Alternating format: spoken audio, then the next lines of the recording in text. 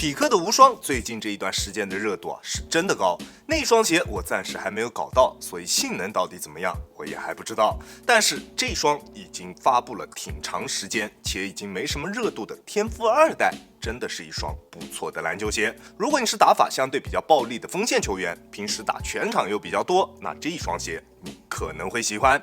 这一双鞋很多人都说它长得非常像安踏家的三分雨，确实这一个匹克的飞刃鞋面跟安踏家的贤科技鞋面非常相似，都是这种由热熔丝环抱编制而成的鞋面，舒适度、强度都比较不错，鞋面的延展性也比较低，并且在外侧还有着一块上翻指鞋面的硬质 TPU， 在实战的过程中，不管做什么动作，它的鞋面都可以很好的兜住我们的双脚，并且在出上脚的时候也不会有任何舒适度方面的问题，什么弯折点卡脚鞋面磨脚之类的问题，在这一双鞋身上都不存在。鞋楦的宽度也比较适中，大部分的脚型都可以去选择这一双鞋。但是这一次的尺码依旧非常迷。我平时耐克穿 42.5， 李宁穿42。刚开始我选择的和往常一样，选择了之前匹克一直选的41码。之前我穿匹克41码是非常合适的，但是这双天赋2代在选择了41码之后，就会有非常明显的顶脚现象。我让我身边脚比较小一点的朋友帮我磨合了2个礼拜之后，我依旧没有办法正常穿这一双鞋去实战，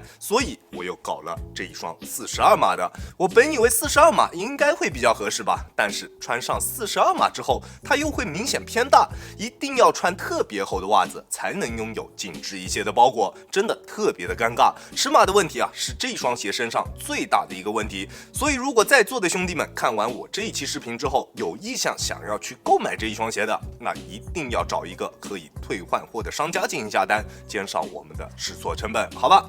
如果你能够选择到比较合适的尺码，那你就能在这一双鞋身上得到比较不错的包裹体验，不管是静态还是动态都没有问题。在变向的时候，双脚在鞋内不会出现位移，在急停急起的时候也不会有顶脚趾或者是掉跟的情况出现。鞋面体验除了尺码确实有点难搞之外其他都非常棒。而它的中底就是那种非常典型的越穿越好穿的类型，在出上脚的时候，你会明显感觉到整一双鞋的中底非常硬，脚感不明显，后跟在实战的时候也会有比较明显的正脚感，但是只要经过2到3场球的磨合时间，它后跟的 TPU 稍微软化了一点之后，整一个中底的体验会有非常明显的变化。只有在后跟的外包 TPU 材料磨合完成之后，后跟的缓震以及脚感才会得到完全的释放。在磨合完成之后，你能明显感觉到之前我们在实战的过程中，原来比较明显的后跟正脚感消失了，并且在单纯使用脚后跟着地的时候，即使是像我这样180斤的体重，也几乎感觉不到正脚，变化非常明显。并且原本不算出色的在蓄力起跳时球鞋与地面之间的过渡，在后跟变软之后也有了明显提升。在磨合完成之后，在我们做一些蓄力起跳动作的时候，中底的过渡会变得非常顺畅，非常丝滑，对于跑跳型的球员非常友好。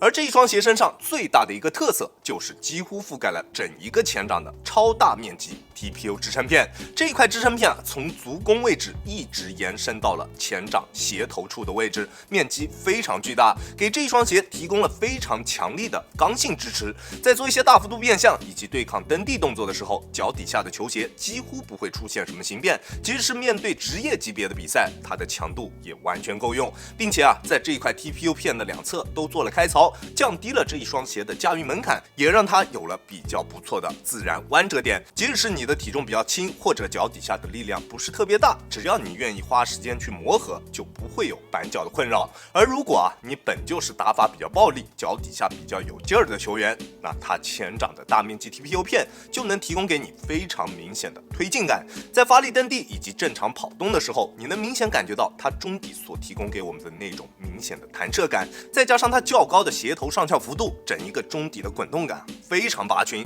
如果你打全场比较多，那这一种出色的滚动感你一定会喜欢。但是有一说一它的整体重量确实略微有一些偏重，单只41码的重量在390克左右，42码在430克左右，每一个尺码之间的重量差大概在40克左右。这样大家可以去推算一下自己相对于尺码的一个重量，看看你能不能够接受，好吧？在这样一个重量不算轻质的前提下，它在重量的分布上做的也不是特别出色，中下部分的重量占比会明显偏高，穿在脚上的体感重量会有一些的偏重。如果你体力不是特别好，穿它打全场的话，那它可能还是会在一定程度上拖累我们在球场上的表现。如果你能够接受它的重量，那它就能带给我们物超所值的性能表现，出色的中底滚动感，优秀的中底过渡，拔群的缓震表现，还有着不错的前掌反应性。前掌的批送在底部大面积支撑片的加持下，在发力蹬地的时候，脚底下的反应会更加的直接，不会有任何泄力的感觉，甚至你还能感觉到前掌能提供给我们一定的力反馈。对于突破偏多的球员来说，体验真的非常棒。而且匹克的大底一向来都是免检产品，他们家不管是这种半透明的水晶底，还是实色的橡胶底，在抓地方面的表现都非常棒。即使是在有灰尘的场地上面，只要我们时不时的用手去擦拭一下鞋底，脚底下就能拥有够用的抓地力。在抓地出色的这一基础上，它的大底还有着不错的耐磨表现。大底的橡胶在硬度计的测试下，读数能够达到70以上，即使你想穿它去进行一些外场的实战，也完全没有什么问题。天赋2代是一双拥有着极高强度、出色滚动感以及较高缓震极限的一个鞋款。如果你的打法相对比较暴力，又有着比较不错的下肢力量，那这双鞋